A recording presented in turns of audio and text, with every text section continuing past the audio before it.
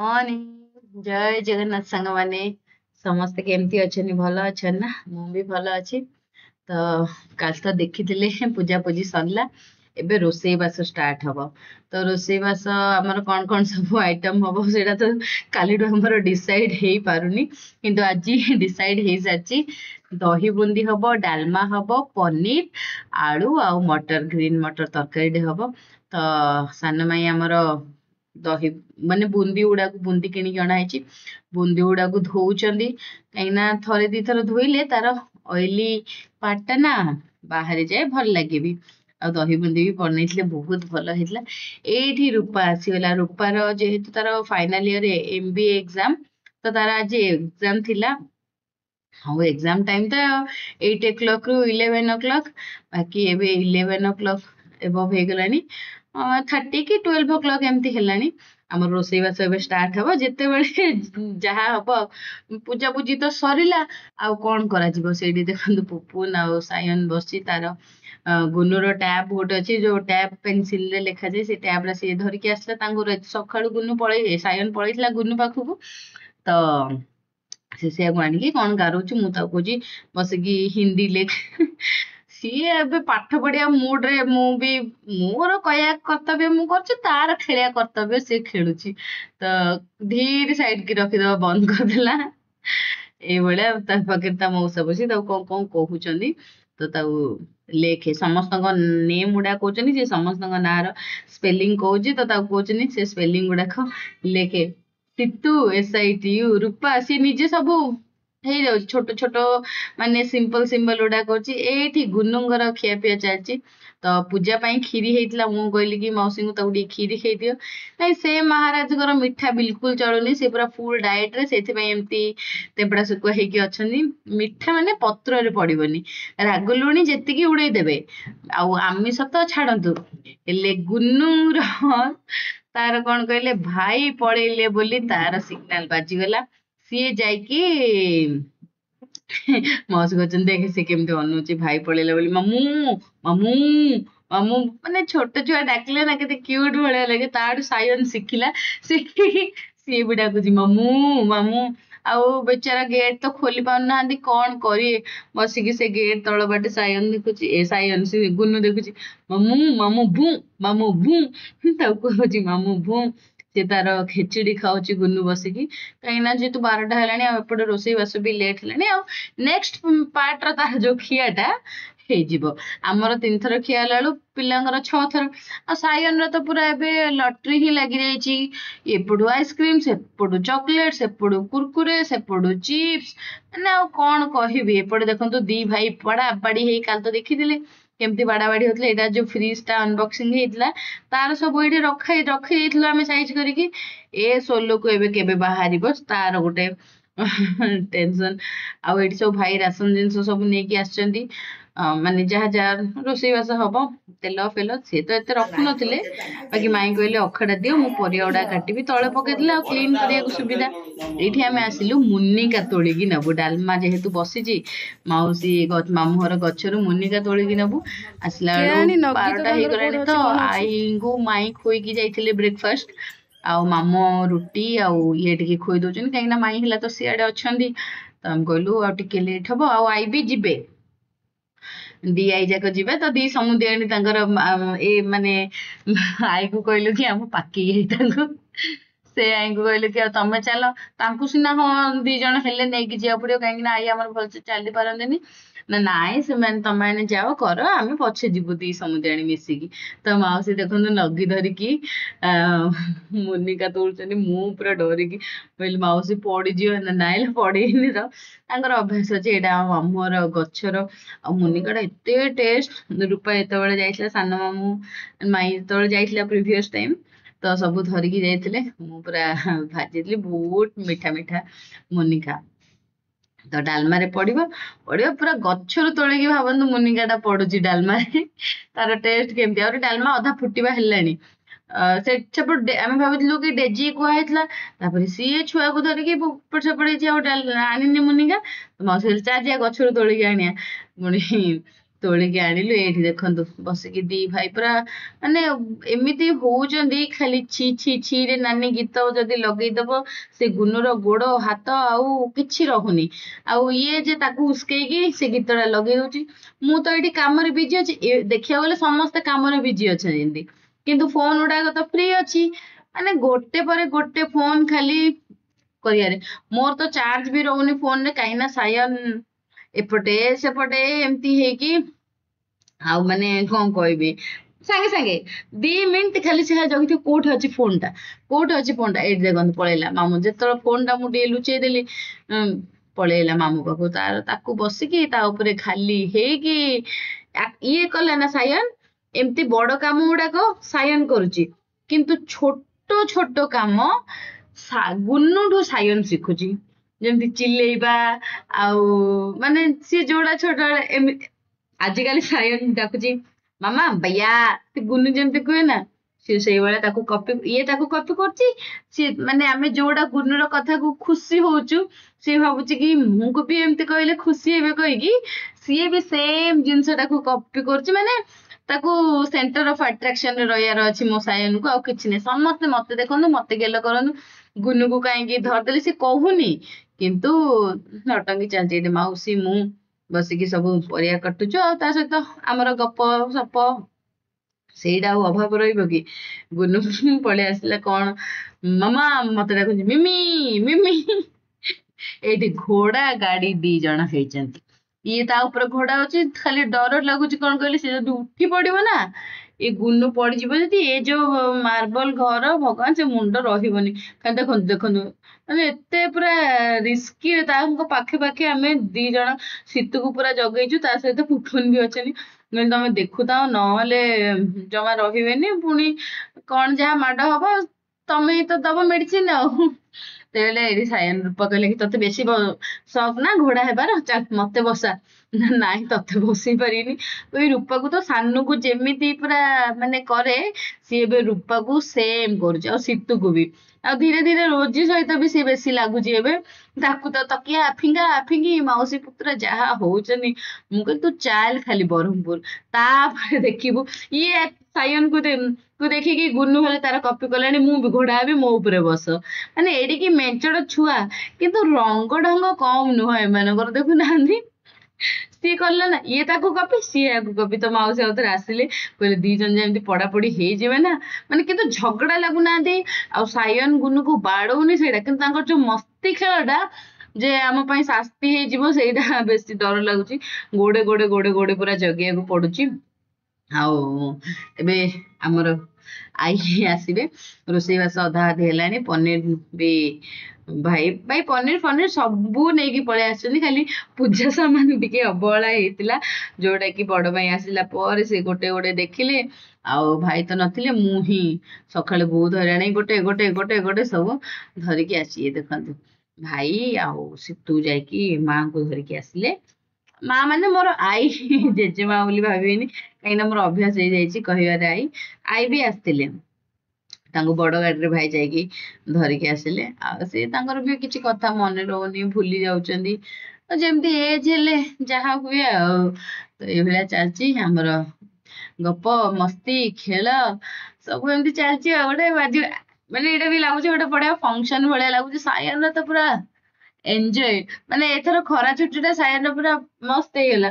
ସୁରତ ସିନା ଯାଇପାରିଲୁନୁ, କିନ୍ତୁ ସେ କହୁଛି ସୁରତ ଯାଇଥିଲେ ସାନୁକୁ ଟିକେ ପିଟିଥାନ୍ତି, ଭଲ ହେଇଥାନ୍ତା ନା ମାମା। ମୁଁ ତତେ ଆଉ କିଛି ନାହିଁ, ଆଉ ମାନେ ଟେନସନ କିଛି ନାହିଁ, ଖାଲି ପିଟିବାର। କଣ କରିବ ସାଙ୍ଗମାନେ, କ୍ରାଇସିସ ଯୋଗୁ ବାବା ବି ଆମର, ନହେଲେ ମମି ମୁଁ ଯଦି ମାନେ ଭାଇଙ୍କର ଗୁଡା ଦରକାର କହିକି ମୁଁ ଅଧା ଏଠିକି ପଳେଇ ଆସିଲି। ଆଉ ମମି ବାବା ବି ଆସିଥାନ୍ତେ, ନହେଲେ ଟିକେ ମିଶିକି ସମସ୍ତେ। କିନ୍ତୁ ଏଇ ଯୋଉ ଚାଲିଛି ଯାହା ସିଚୁଏସନ, ଯେମିତି ଯିବା ଆସିବା କଥା ତ ନୁହଁ। ନହେଲେ ବି ମୁଁ ଏଇଠି 4 ଦିନ ରହିକି ସୁରତ ଯିବାର ମୋର ପ୍ଲାନ ଥିଲା। ତ ଏଇଭଳିଆ, କିନ୍ତୁ ସେଇଟା ହିଁ ଗୋଟେ ଭଲ ଲାଗୁନି। ଖାଲି ବାବା ମମି ସହିତ ଟିକେ ଯାଇଥାନ୍ତି, ଭଲ ହେଇଥାନ୍ତା କହିକି ଆଉ। ଇଏ ଦେଖନ୍ତୁ ଭାଇ ନେଇ ଆସିଲେ କୋଲ୍ଡ ଡ୍ରିଙ୍କସ, ଖାଇବା ପିଇବା ସାରିଲା ପରେ କରିବା। ଆଉ ମାଇଁ କ୍ଷୀରି କରିସାରିଲେଣି, ଡାଲମା ଭାତ ସବୁ କରିସାରିଲେଣି। ପନିର ପାଇଁ ମୁଁ ଟିକେ ଆସିଲି ସେପଟେ ସାଲାଡ ପାଇଁ କଟାକଟି ବି ହେଇଗଲାଣି। ଯେହେତୁ ହଁ, ମାନେ ମାଇଁ ତ actually ସବୁ ରୋଷେଇବାସ ମାଇଁ ହିଁ କରୁଛନ୍ତି। ମୁଁ ଆସିଲି ଆଉ ଟିକେ ତାଙ୍କୁ ପନିପରିବା ଯେହେତୁ କଟା ସରିଲା, ମୁଁ ଆସିଲି ଟିକେ ହେଲ୍ପ କରିବା ପାଇଁ ବନେଇବାରେ ପନିର ଆଉ। ତ ମାଇଁ କହିଲେ ନାଇଁ ତମେ ଆଜି ବନାଅ ଟିକେ ଟେଷ୍ଟ ଲାଗିବ। ମୁଁ କହିଲି କାଇଁ ମାଇଁ କଣ ଅଟେଷ୍ଟ ବନଉଛନ୍ତି ଯେ ମୁଁ ବନେଇବି? ମାଇଁ ବି ଆମର ବହୁତ ବଢିଆ ରୋଷେଇ କରନ୍ତି ଆଉ ଭଲ ଲାଗେ। ଆଗୁ ଆଗୁ ଦେଖିବେ କେତେ କଣ ଜିନିଷ ବନେଇବି, ଯେହେତୁ ତାଙ୍କର ଗେଲା ନାତି ଆସିଛି ତାକୁ ଟିକେ ଖାଇବାକୁ ଦେବେ। ଏପଟେ ମାନେ ତିନି ତିନିଟା ତାର ଆଇ ଏଇଠି ଅଛନ୍ତି, ସେଇଠି ଗୋଟେ ଖାଇବାକୁ ଯାଇଥାନ୍ତା, ଏଇଠି ତିନି ତିନିଟା ଆଇ ସମସ୍ତେ ଧରା ମରା ଖାଇବାକୁ ଦେବା ପାଇଁ। ଏଇଠି ଦେଖନ୍ତୁ ଦି ସମୁଦି ଆଣି ବସିଲେ ଗପ ସପ ମା ଦେଖୁଛନ୍ତି ତାଙ୍କର ଫଟୋ ଉଠା ହଉଛି କହିକି। ଗୋଟେ ମଜା ଲାଗୁଛି କିନ୍ତୁ ସମସ୍ତେ ଏକା ସହିତ ମିଶିକି। ଏଇଠି ବାକି ହେଲା ଆମର ସାୟନ ର କାରନାମା ଦେଖନ୍ତୁ। ତାର ଦି ଲୁଚେଇ ଲୁଚେଇ ଲୁଚେଇ ଲୁଚେଇ ମୋବାଇଲ ଆଣିକି ଦେଖୁଛି। ଭାଇ ସେପଟେ ଦି ଜଣଙ୍କ ପାଇଁ ଦିଟା କିଣ୍ଡର ଜୟ ଆଣିଥିଲା। ଭାଇ ନେଇକି ଆସିଥିଲେ। ତ ଗୋଟେ ଗୁନୁ ପାଇଁ ଆଣିছে, ଗୋଟେ ସାୟନ ପାଇଁ। ଦେଖିଲା ଗୁନୁ ଶୋଇଛି, ଡେଜିକୁ ପଚାରିଦେଲା ଆଉ ଡେଜି ମାଉସୀ ଗୁନୁ କିଣ୍ଡର ଜୟ ଖାଇବ? ସିଏ ଭାବିଲା କି ଦି ଜଣ ହାଫ ହାଫ ଖାଇବେ। ସିଏ ଏଇଠି ପୁରା ଖେଳ ଖେଳିଦେଲା। ତ ଡେଜି କହିଲେ ନାଇଁ ତୁ ଖା, ସିଏ ଖାଇବନି। ସିଏ ଅଲରେଡି ଗୋଟେ ଖାଇସାରିଛି, ଏବେ ତାଟାକୁ ବି ଆଟାକ କରି ଖାଇଦେଲା। ମତେ କହିଲା ଡେଜି, ମୁଁ କହିଲି କଣ ସେ ଦିଟା କିଣ୍ଡର ଜୟ ଖାଇଲାଣି? ସେ କହିଲା ମୁଁ ତ ଜାଣିନି, ଭାବିଥିଲି ଗୋଟେ ଆଣିଥିବ କହିକି। କିନ୍ତୁ ସେ ତାର ପ୍ଲାନ୍ କରି ଖାଇସାରିଛି। ଏଇଠି ମୁଁ ଦେଖୁଛି ସିଏ ମାନେ ମୋର ତ ଫୋନରେ ଚାର୍ଜ ନାହିଁ, ରୂପା ସବୁ ଭିଡିଓ କରୁଛି। ମୋ ମାନେ ସେ ଜାଣିନି କି ଫୋନ ସେ ଦେଖିବାର ମୁଁ ଦେଖୁଛି। ସେ ଭାବିଛି ମାମା ତ ବିଜି ଅଛି, ସେ ଭିତରେ ମୁଁ ଟିକେ ମୌକାରେ ଚକା ମାରିଦିଏ। ମୁଁ ଧୀରେ ଏଠି ଲୁଚିକି ତାକୁ ଦେଖୁଛି। ଏବେ ଦେଖିଦେଲା ଦେଖନ୍ତୁ, ମାନେ ଶୋଇପଡିବ। ଫାଷ୍ଟ ଟିକେ କିଣ୍ଡର ଜୟ ଖାଇବ, ନଟଙ୍ଗୀ ମାନେ ଦୁନିଆ ପ୍ରକାର ଏବେ ଦେଖିଦେଲା। ଧୀରେ ଏବେ ଶୋଇପଡିବ ଯେ ତାର ଠିକଣା ନାହିଁ। ମୁଁ ଗଲି କେମିତି ସେ ଶୋଇଛି, ନଟଙ୍ଗୀ ବାଜ। ଚାର୍ଜ 1% ବି ରଖିନାହାନ୍ତି।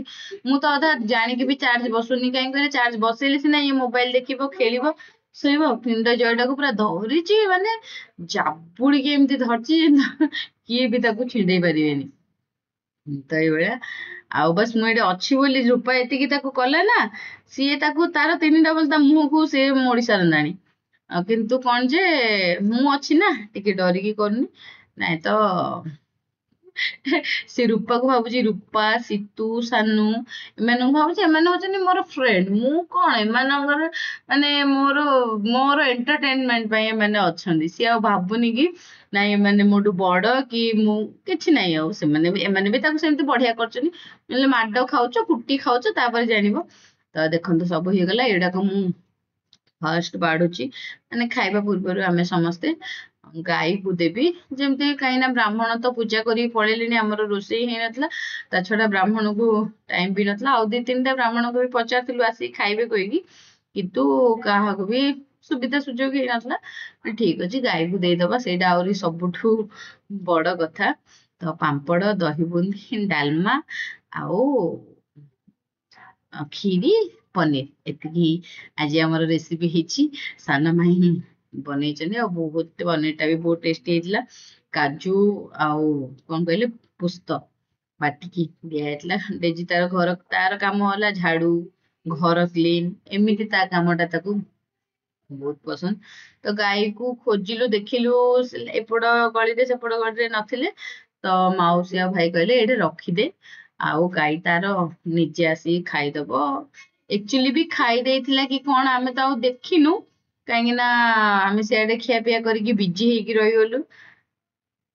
ଭାଇ ଆସିଲେ ଏବେ ଓରିଜିନାଲ, ମାନେ ସକାଳୁ ମୁଁ ତ କିଛି ଖାଇନି, ଭାଇ ବି କିଛି ଖାଇନଥିଲେ। ସେ କଣ ପୂଜା ସରିଲା ପରେ ଟିକେ ଫ୍ରୁଟସ ଖାଇଥିଲେ। ଲକ୍ଷ୍ମୀ ପୂଜା କରିଥିଲେ, ତାର ଭୋଗ ଟା ବୋଧେ ଖାଇଥିଲେ କି ନାଇଁ। ସିଏ ସେତିକି ପୂଜା ସାରିକି ସିଏ ତାଙ୍କର କାମ ମାନେ ଯୋଗ ନା ଛଅ ପୁରା ବିଜି ହେଇଥିଲେ। ତ କଣ ମାଉସୀ ଦେଖଉଛନ୍ତି, ଏଇଠି ରଖିଥିଲେ ଗାଈ ଆସିଥାନ୍ତା କି କଣ ଏଇଭଳିଆ। ତ ଏବେ ଡାଇନିଂ ଟେବୁଲ କ୍ଲିନ ହେଲା, ଖାଇବା ପିଇବା। ମାମୁଁ ମାନେ ଆହୁରି ଆସିନାହାନ୍ତି, ତ ଲେଟ୍ ଯେହେତୁ 2:30 ପାଖାପାଖି ହେଇଗଲାଣି, ସେଥିପାଇଁ କହିଲୁ ସମସ୍ତେ ଖାଇବାକୁ ବସି ପଡ।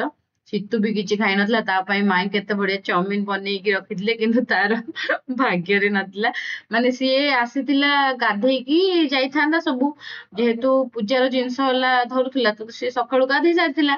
ଆମେ ଭାବିଲୁ କି ଦେଇକି ଯିବ ଖାଇବ କହିକି, କିନ୍ତୁ ସେ ତାକୁ କଣ ଅଛି, ଯୋଉ କହୁନାହାନ୍ତି ପୂଜାରେ ବସିବାର ଯୋଗ ତାକୁ ଅଛି, ସେଇଥିପାଇଁ ସିଏ ଖାଇ ବି ନଥିଲା। ଖାଇଥିଲେ ବି ମାଇଁ ତ ବିନା ପିଆଜ ରସୁଣ କରିଥିଲେ, କିନ୍ତୁ କଣ ଯେ ଯେହେତୁ ବସୁଛି ଗୋଟେ ଭଲ ଲାଗିବନି, ଆମର ଚିନ୍ତାଧାରା ଅନୁଯାୟୀ, ତ ସେ କିନ୍ତୁ ଖାଇନଥିଲା। ଛୁଆଟା ଆହୁରି କିଛି ଖାଇନି। ସରିଲା ପରେ ହଁ ତାକୁ ଫ୍ରୁଟ୍ସ ଟିକେ ଦେଇଥିଲୁ, ପୂଜା ସରିଲା ପରେ ଫ୍ରୁଟ୍ସ ଟିକେ, ଆଉ ଯୋଉ କ୍ଷୀରି କରିଥିଲି ମାଇଁ ପୂଜା ପାଇଁ ସମସ୍ତଙ୍କୁ ଟିକେ ଟିକେ, ବେଶୀ ତ କରିନଥିଲେ କାହିଁକି ନା ହଠାତ୍ କି କଲେ। ତ ଭାତ ଡାଲମା ଏଇଠି ସମସ୍ତେ ବାଢି ଦଉଛି ମୁଁ। ବାକି ମାମୁଁ 2 ଜଣ ଆମର ଆସିବେ ଆଉ ଟିକେ ପରେ। ଏବେ ଏମିତି ଦେଖିବାକୁ ସମସ୍ତଙ୍କୁ ଭୋକ ହେଇଗଲାଣି। ସେପଟେ ମାଇଁ ହେଲା ସବୁ ଗୋଟେ ଛୋଟ ଇଏକୁ ବାଢୁଛନ୍ତି। ଆଉ ଏଭଳିଆ ଆଉ ମାନେ ଆକ୍ଚୁଆଲି ଗୋଟେ ଅଲଗା ଟାଇପ ର ଅଛି, ସେମିତି ଆମ ଘର ଭୋଜି ହେଲା ଭଳିଆ ଫିଲ୍ ହଉଛି। ଗୋଟେ ଛୋଟ ଗେଟ୍ ଟୁଗେଦର, ଏଇଟା ତ ଆମ କିଛି ନାହିଁ। ଆମେ କିଏ ବି କେତେବେଳେ ଆସେ, ତ ଏମିତି ଗୋଟେ ଗେଟ୍ ଟୁଗେଦର ହୁଏ ହିଁ ହୁଏ। ମାନେ ଆମର ଏଇଟା ଯେକୌଣସି ଫଙ୍କସନ, ମାନେ ଲାଇକ ରାକ୍ଷୀ ହଉ ୟା ଫିର ଦଶହରା ତ କହିପାରିବିନି, ମୁଁ ଯୋଉଗୁଡାକ ଯେତେବେଳେ ରାଉରକେଲାରେ ଥିଲି ସେଇ କଥା କହୁଛି, ରାକ୍ଷୀ ହଉ ୟା ଫିର ଦିୱାଲି ବି, ହଁ ନାଇଁ ଦିୱାଲିରେ ବି ପୂଜା ପୂଜି ଥାଏ, ହଁ ହୁଏ, ସେମିତି କିଛି ରିଜନ ନଥାଏ। କିଛି ଗୋଟେ ହେଲା, ହଁ ଆଜି ଇଆଡେ ଯିବା କି ସିଆଡେ ବୁଲିବା, ଯେ ଏକା ସହିତ ହେଲେ ଆମେ ଏକା ସହିତ ଗୋଟେ ଜାଗାରେ ରୋଷେଇବାସ କରି ଖାଇବା ପାଇଁ ମଜା ଲାଗେ। ତ ମୁଁ ବାଢି ଦଉଛି, ମାଇଁ ବି ଆଣିଛନ୍ତି ଗୋଟେ, ମୁଁ ଭାତ ଦେଲା ବେଳୁ ସେ ଡାଲି ଦେଲା ବେଳୁ ମୁଁ ପାମ୍ପଡ। ଏଇଠି ଦେଖନ୍ତୁ ଶୀତୁ କହୁଛନ୍ତି, ଶୀତୁର ମୁହଁଟା ଆଜି ଏମିତି ହେଇଯାଇଛି ନା, କାହିଁକି ନା ସେ ସକାଳୁ ଭଲସେ କିଛି ଖାଇନି। ଆଉ ତାକୁ ପଚାରୁଛି କଣ ହେଲା ଶୀତୁ ମୁହଁଟା ଏମିତି, କାହିଁକି ନା ଗରମ ଅଛି ବୋଲି କହୁଛି। ଆକ୍ଚୁଆଲି ପୁରା ସବୁ ଯାକ ଏବେ ନା ଓହ୍ଲା ହେଇଛି, ଫୁଟୁଛି ପୁରା, ଯେ ଏମିତି ହଉ କହିବା ପାଇଁ ନାହିଁ। ସାଲାଡ ତ ପାମ୍ପଡ ଭାତ ଏ ଏଇ ଦୁଇଟା ଦିଟା ମହାରାଜଙ୍କୁ ଦେଖନ୍ତୁ। ଏସିରେ ବସିକି ଖାଇବେ। ଏ ଶୁଣ ଦିଦି, ଏ ଦୁଇଟା ଭିଆଇପି ଗୁଡ଼ାକ ତ ଏସିରେ ବସିକି ଖାଇବେ।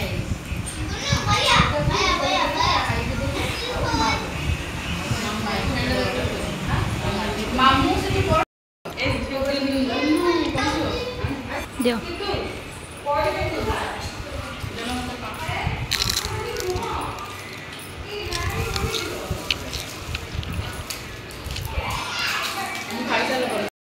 ସବୁ ସରିଲା ସାଙ୍ଗମାନେ, ଆଉ ଖାଇବା ପିଇବା ସରିକି ସବୁ ରଖିଦେଲୁ, କ୍ଲିନ ହେଲା କରିଦେଲୁ, କାହିଁକି ନା ଯେତିକି ଅଛି ରାତିକୁ ବି ଆରାମସେ ହେଇଯିବ, କିଛି ଟେନସନ ନାହିଁ।